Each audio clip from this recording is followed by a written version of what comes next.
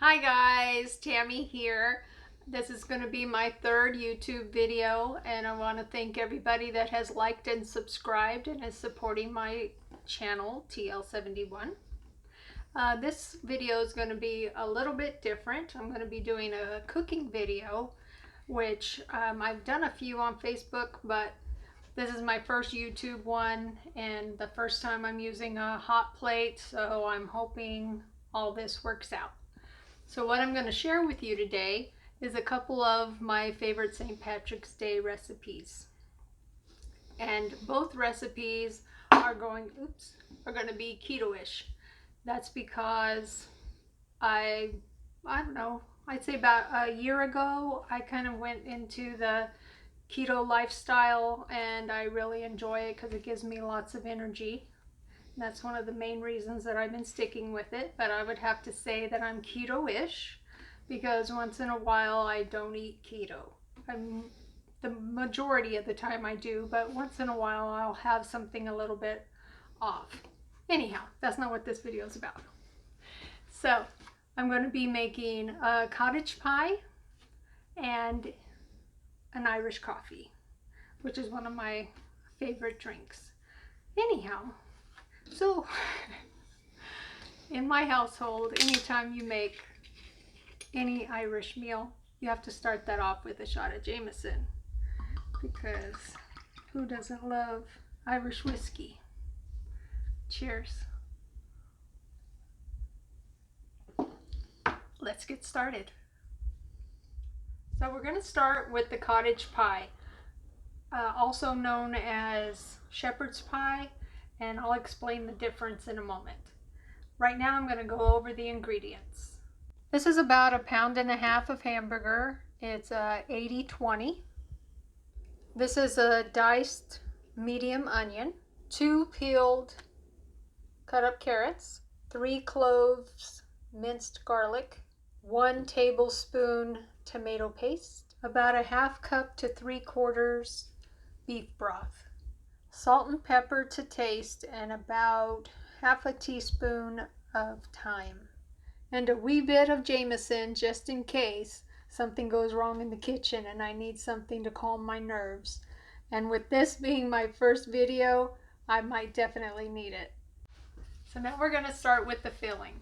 So I'm just going to take this hamburger meat and put it into the pan here.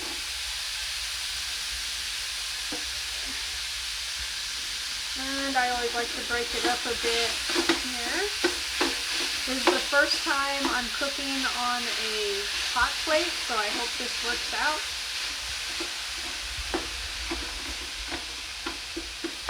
Alright, I got that broken up. I'm going to add the onion,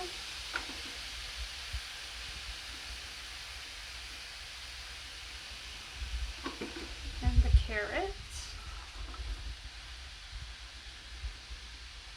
I'm just going to mix that up here. It sounds like the temperature's going down. If it doesn't get back up to temp, I may have to pause and do this on the stove. But let's see how this goes.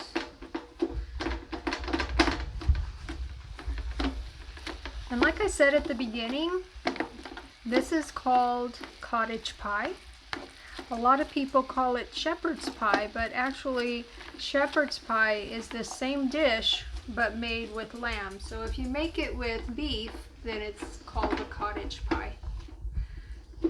And I have the onion and carrot in here. I haven't put the garlic. I like to put the garlic in after the hamburgers got cooked a little more, because if you put it in too soon, your garlic will burn.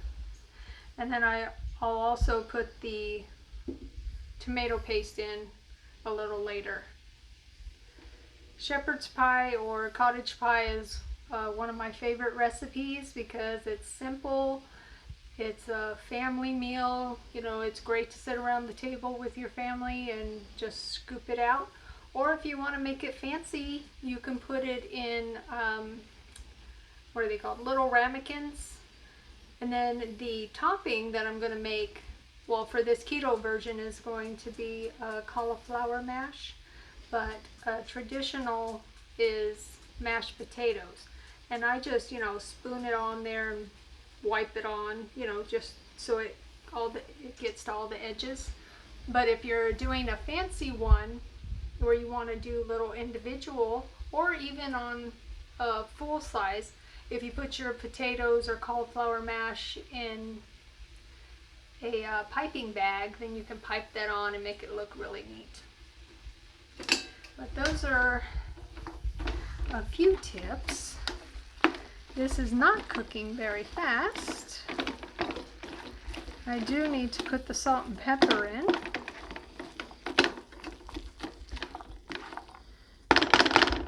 I'm wondering if maybe my pan is too big for this little thing. I don't know.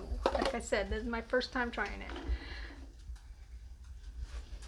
So I'm adding some pepper. Like I said, it's to your taste, whatever amount you would like to put. And some salt. That all around. And I'm just going to mix that.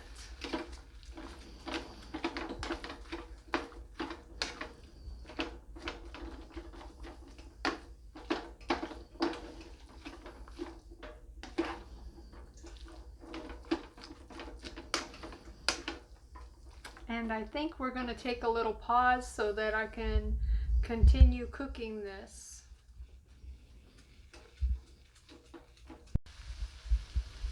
Okay guys, I'm back. And like I said, this was in case of emergency, and I had an emergency. So let's take care of this and then I'll tell you about it. So the heat does not distribute very well on this flat top, so I had to move to the stove. So now I got it cooking pretty good, and I'm gonna get the garlic going now and get that down on the bottom so it's getting cooked. It doesn't take garlic very long. And then I'm going to add the tomato paste.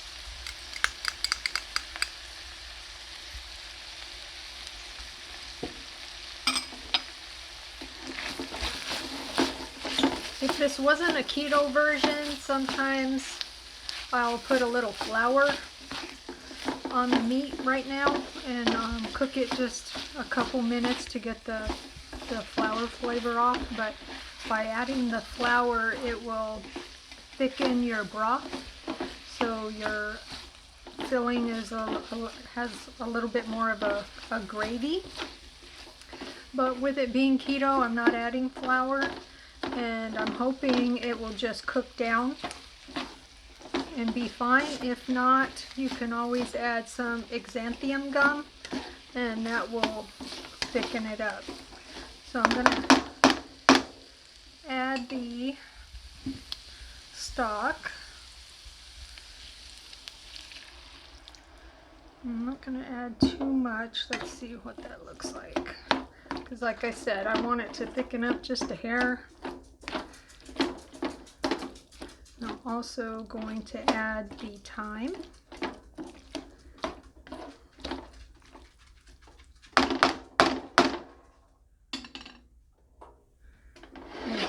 That will start cooking up again. Let's get some thyme. About a half a teaspoon. That looks about right. Maybe a little more. I cook by sight, sorry guys, but I got just about the right the right amount in the measure, but I kind of go by sight and taste. So let's stir that up.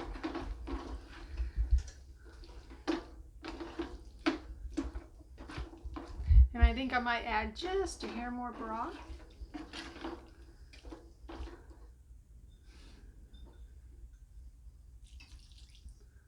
Okay, now I'm just going to let that cook.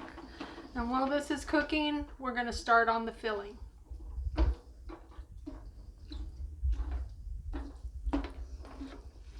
So now we're going to go over the ingredients for the topping. First, you take cauliflower. Normally, I get a medium-sized cauliflower, but the only thing that was available at the store was small, so I'm really hoping that after we get it all mashed up together, it's going to cover the pie. But what I done was I took a cauliflower, cut it up into little florets, boiled it in some salted water for about 10-15 minutes until tender.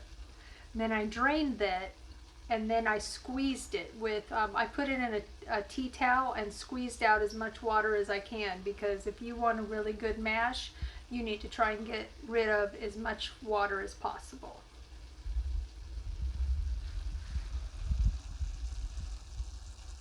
And then I have some heavy cream here. It's about, I'd say we're probably going to use about a 1/4 cup. You never know how much you need until, you start mixing it. So you put what you need. And this is about 4 ounces of cream cheese. And this is some grated cheddar cheese. You're going to use some in the filling. I'm sorry, not the filling. In the topping. And then you're going to sprinkle some on top. So now we're going to make the cauliflower mash. If you hear little pitter-patter feet, that's my dogs. They are smelling this. It smells so awesome.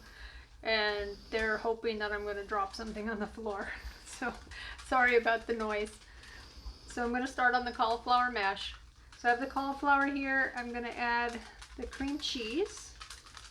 I'm just going to mush that up a bit. You can add salt and pepper if you like.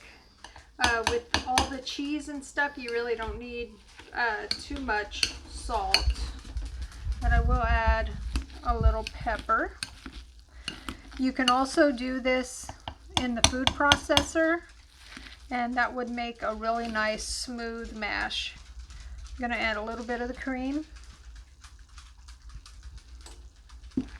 You got to be careful when you're adding the cream, because if you add too much, then you're going to have a watery mash, which is not good.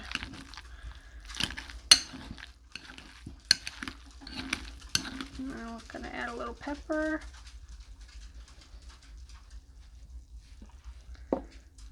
Dash more cream.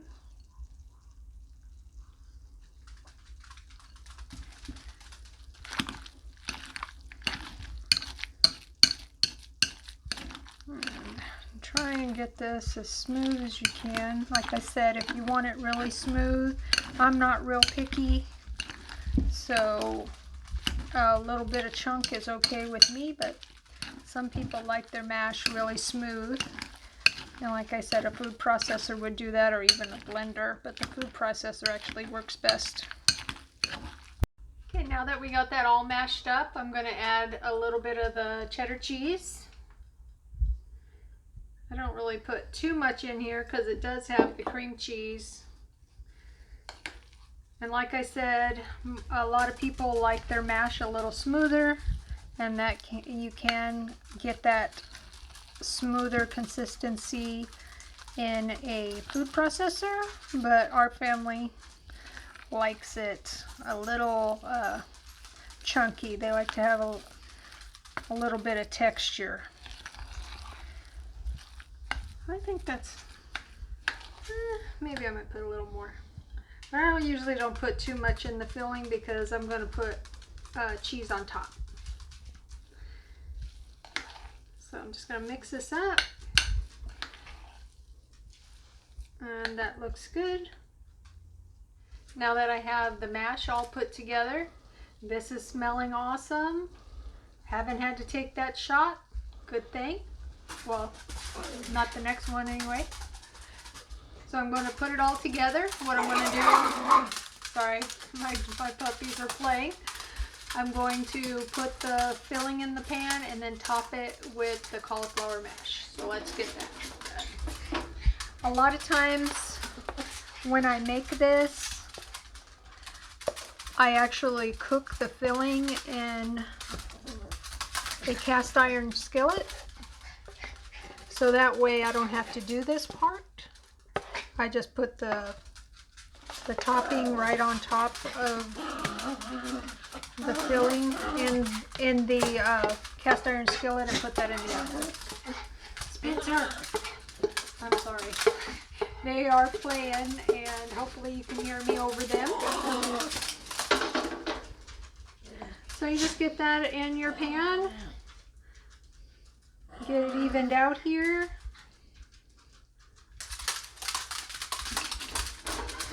And then I'm just going to put the topping on.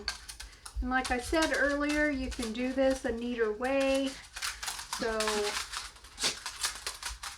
that it looks more fancy. You can pipe it. And hopefully I have enough.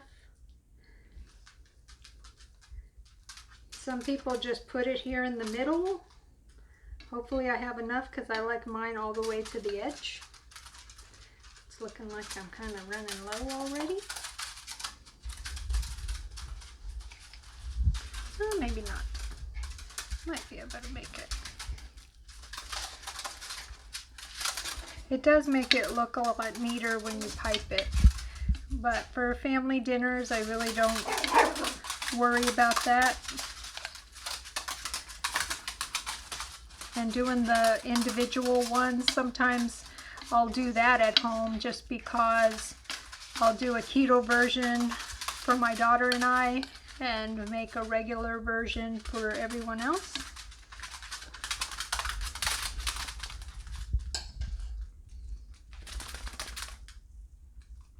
Those are my little puppies. All right, this is looking good. So now I'm going to take this over to the oven and cook it for about 30-45 minutes, just until everything is bubbly and the topping is brown. Oh, I was going to add some cheese on top. Forgot that part. And then it's going to go into the 350 oven. I like cheese. So it's going to have quite a bit here.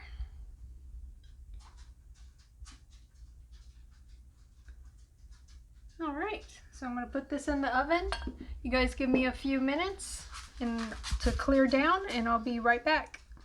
Okay, guys, I'm going to talk about nothing because my husband is wiggling his finger and I lost my train of thought. Okay, so now I'm going to show you my favorite drink, the Irish whiskey. No. Okay guys, now we're gonna do the Irish coffee, which is my favorite drink. I really don't drink that often, but I do like Jameson's Irish whiskey. I like tequila once in a while in a margarita, and I love Bailey's, as you can see my sign above. Anyhow, let me tell you a little bit about the Irish coffee, well, at least the reason why I really like it. When we were living in Sri Lanka, when we worked at the embassy there was an Italian restaurant called, I believe, Echo. It was in the Cinnamon Grand Hotel. And while we were there, they had Irish coffee, and I thought I'd try it. And oh my goodness, I fell in love with it. So every Irish coffee that I've had since then, I compare it to that one. So this recipe that I'm going to do now is pretty close to it. I mean, I am using sweetener instead of brown sugar, but it's real close to theirs. So let's put it together. So what I have here is some coffee, some brown sugar, some Irish whiskey, and some cream. It's not whipped cream, it's just beat up just a little bit, so it's not quite as thin, but it's not whipped cream and it's not sweetened. So what I like to do is add the brown sugar into the cup first, and then pour the coffee on so it can start kind of melting. So let's do that, and it's about 2 tablespoons, but this cup's a little small, so I may not use that much. It all depends on your taste, how sweet you like your coffee. I think I'll change my mind and put the whiskey in before the coffee. And normally I do put a whole shot of Jameson in, but usually my cup is a little bigger. With this small one, I think half is good, and my husband poured this, so he over poured. So I can't waste Irish whiskey, so let me just get it to the right amount.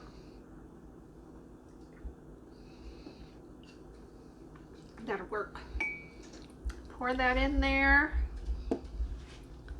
I like to swish it around a little. And I'm just going to pour the coffee in.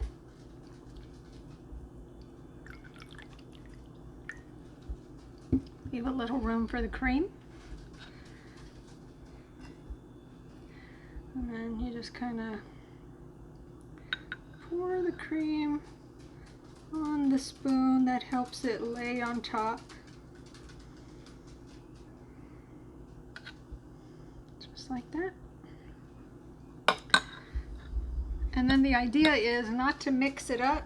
I probably could have had a little better layer of cream, but you drink the coffee through the cream. You don't mix it up. So let's give it a try.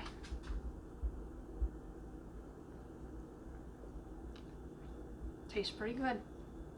I hope you guys will enjoy this. I'm going to pause for a minute and go grab the cottage pie and we'll try that. Okay, so I pulled the cottage pie out of the oven. Here it is. It's nice and brown and gooey. I can't wait to dig into it. If your cottage pie didn't end up browning, you can always turn on your broiler to brown it, or you can use a Searsall. One or the other, get it all browned up, because, well, at least I like it brown. Anyway, so I'm just going to scoop this up and see what it tastes like. If you guys notice, I am using my Spring Blossom Corelle dishes, which I am on the hunt for. So if anybody knows where I can purchase some, comment below. So let's see what this tastes like. There's not really any neat way to scoop this out. That's why I said if you wanted to make it fancy, you would need to put it in individual ramekins, so then you wouldn't have to worry about scooping it out. But it looks pretty good to me. So let's give it a try. It's pretty hot. Let's see. I don't want to have cheese dripping out of my mouth here.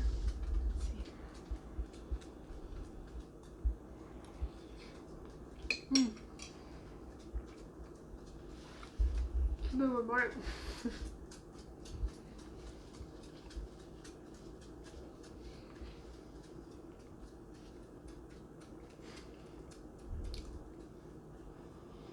Sorry guys, next time I'll take a smaller bite. It's really good. I love it. I hope you guys will give this keto version of a cottage pie a try. It's delicious. Let's see, what else do I want to tell you? I hope you enjoyed it. I'm going to sit down and enjoy my Irish coffee. I hope you like and subscribe. Cheers.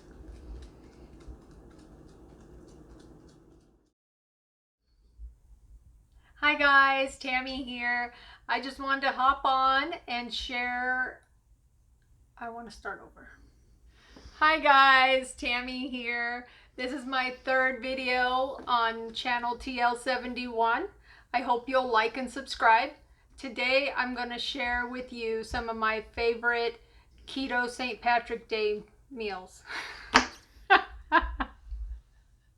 Okay. Hi guys, Tami here. I'd like to share some stuff. Oh god, I haven't even had a shot yet. Okay,